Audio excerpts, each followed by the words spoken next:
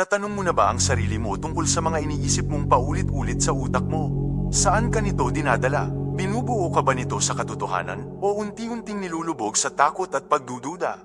Maging totoo tayo, nagwawagi ang kalaban sa isipan mo kapag mas pinaniniwalaan mo ang nararamdaman mo kaysa sa katotohanan ng Diyos.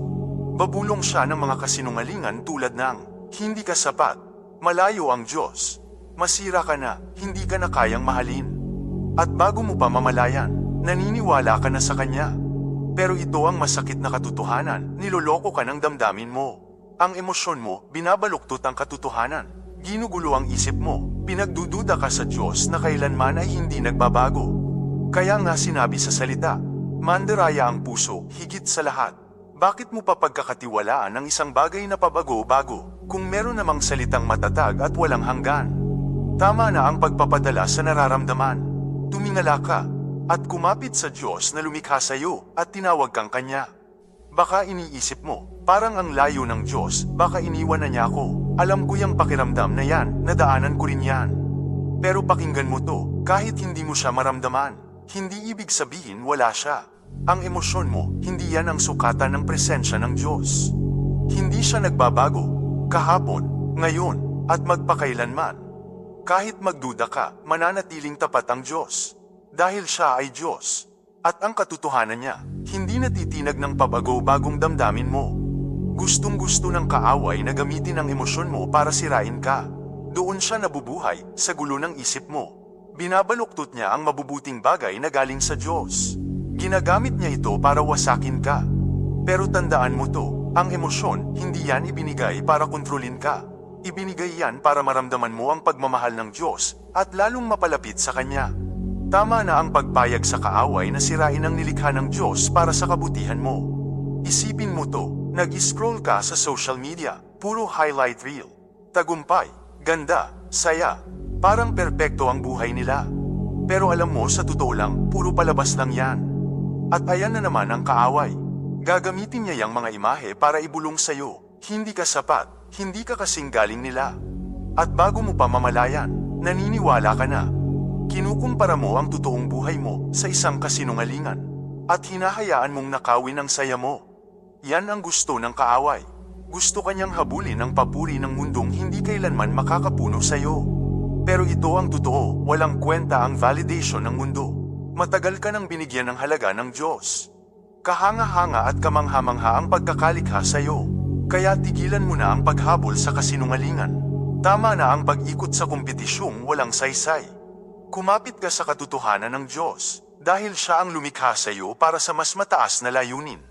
Sinungaling ang kaaway, bubulungan ka niya na ang pagkakamali mo ang totoong pagkatao mo, na dahil sa mga palpak mo, wasak na ang kinabukasan mo. Pero kasinungalingan yan, diretso mula sa impyerno. Hindi nakabase ang halaga mo sa mga nagawa mo, o kung ilang beses kang bumagsak. Nakaugat ang halaga mo sa sinasabi ng Diyos tungkol sa iyo. At anong sabi niya? Kahit makasalanan pa tayo, namatay si Kristo para sa atin. Ibig sabihin, mahal ka na niya, kahit hindi ka pa lumalapit sa Kanya. Tama na ang pagtitik sa mga pagkatalo mo. Tama na ang pagpapaalipin sa nakaraan. Tumingin ka sa krus. Lahat ng kasalanan, lahat ng pagsisisi, lahat ng kahihiyan, ipinako na roon. Tapos na. Inilibing na ni Jesus ang bigat na yan, at wala na yang kapangyarihan sa iyo ngayon. Huwag mong insultuhan ang kapangyarihan ng krus sa pamamagitan ng pagbubuhat muli ng bagay na bayad na. Isa puso mo to kapag inaakusahan ka ng kaaway. Layunin niyang ipalimot sa iyo na ang pag-ibig ni Kristo hindi kumukupas kahit ilang beses kang bumagsak. At sa bawat pagbangon mo, kahit unang beses o ika-100, nandyan pa rin ang Diyos. Nakangiti, nakasuporta, umaabot. Handang magpanibago, handang magpanumbalik. Dahil hindi pa tapos ang kwento mo. Ni hindi pa nga nagsisimula sa totoo lang. Kung pakiramdam mo parang may labanan ngayon, tama ka. May laban talaga. At gusto ng kaaway na manatili kang nakakulong sa hiya, awa sa sarili, at kawalan ng pag-asa. Gusto niyang isipin mong mag-isa ka sa laban na to. Pero eto ang katotohanan, hindi mo kailanman laban to. Ang laban ay sa Panginoon. Panalo na si Jesus. Tama na ang pagsisikap na ayusin ang sarili sa sariling lakas. Pagkatiwalaan mo ang siya na sumigaw ng, tapos na, at tuluyan kang pinalaya. Laging binubunyag ng salita ng Diyos ang mga kasinungalingan ng kaaway. Hindi siya mananalo kailanman. Ang matuwid, kahit makapitong beses bumagsak, tatayo pa rin. Ang awa ng Diyos ay walang hanggan. Sapat ang biyaya ko para sa iyo, sapagkat ang kapangyarihan ko ay lubos na nahahayag sa kahinaan. Walang kasinungalingang kayang tumibag sa katotohanan yan. Hindi lang ito mga salita, ito ang lifeline mo. Tinutuhog nito ang mga kasinungalingan ng kaaway, at isinusigaw ang katotohanan ng habag at biyaya ng Diyos. Sa bawat pagbangon mo, pinapahiya mo ang kaaway.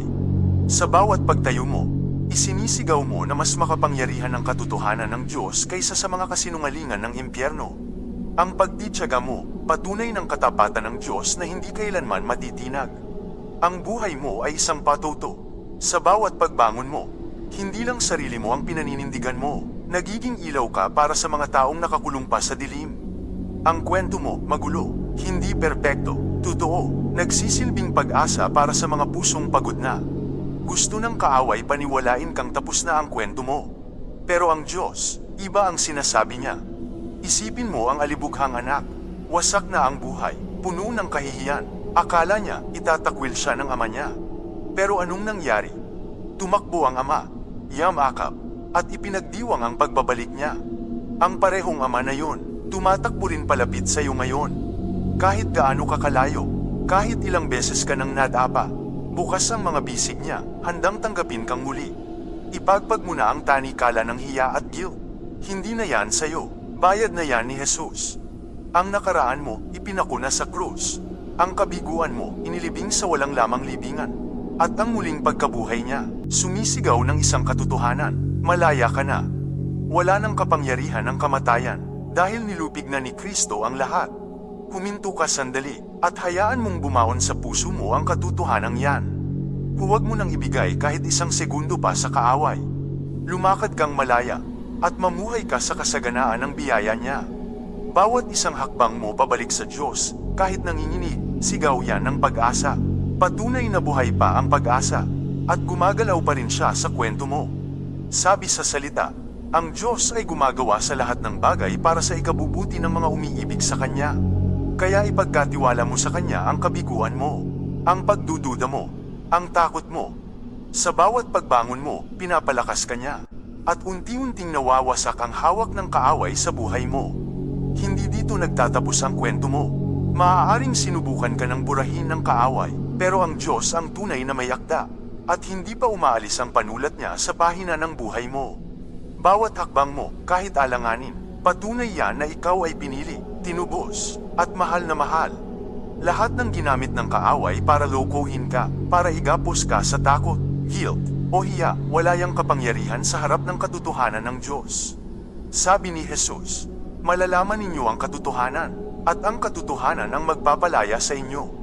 Yan ang kapangyarihan ng salita niya. Hindi lang nito sinasabi ang totoo, pinalalaya ka nito. Para mamuhay sa tagumpay, sa layunin, at sa biyaya. Tumindig ka, kapatid. Panalo na ang laban, pero oras na para angkinin mo ang tagumpay na yun. Hayaan mong umalingaw sa puso mo ang mga salitang ito. Ako'y lubos na naniniwala na kahit kamatayan o buhay, anghel o demonyo, ang kasalukuyan o hinaharap, kahit anong kapangyarihan, lalim o taas, o kahit ano pa sa buong nilikha, walang makakapaghiwalay sa atin mula sa pag-ibig ng Diyos na kay Kristo Jesus na ating Panginoon. Kaya lumakad kang may tapang, mamuhay ka sa kasaganaan ng biyaya niya, at manindigan ka sa katotohanan niya ngayong araw na to. Habang nagtatapos tayo, huminto tayo sandali para manalangin at ideklara ang mga katotohanan ito sa buhay natin. Panginoon, salamat sa paalala ng pag-ibig mong hindi natitinag. Tulungan mo akong bitawan ang mga kasinungalingang ginagamit ng kaaway para pigilan ako. Palakasin mo ang puso ko na magtiwala sa salita mo higit sa nararamdaman ko, at kumapit sa mga pangako mo kapag ako'y nagdududa. Isinusuko ko sa iyo ang lahat ng kabiguan at takot ko, dahil alam kong tapos mo na itong pinagtagumpayan. Gabayan mo ako na mamuhay ng may tapang sa katotohanan mo, at maglakad ng may kumpiyansa sa layunin na inilaan mo para sa akin. Salamat dahil hindi mo ako kailanman iniiwan. Sa pangalan ni Jesus, Amen. Naway paalala ang panalangin ito na ang Diyos ay laging kasama mo. Pinapalakas ka niya para mamuhay sa katotohanan at biyaya niya. Kung na-encourage ka sa mensaheng ito, huwag mo nang itigil dito. Mag-like, mag-subscribe sa Sakdal Laya para sa mga unfiltered lessons gaya nito. Sama-sama tayong lumakad ng may tapang sa biyaya at katotohanan niya. Tayo ang Sakdal Laya.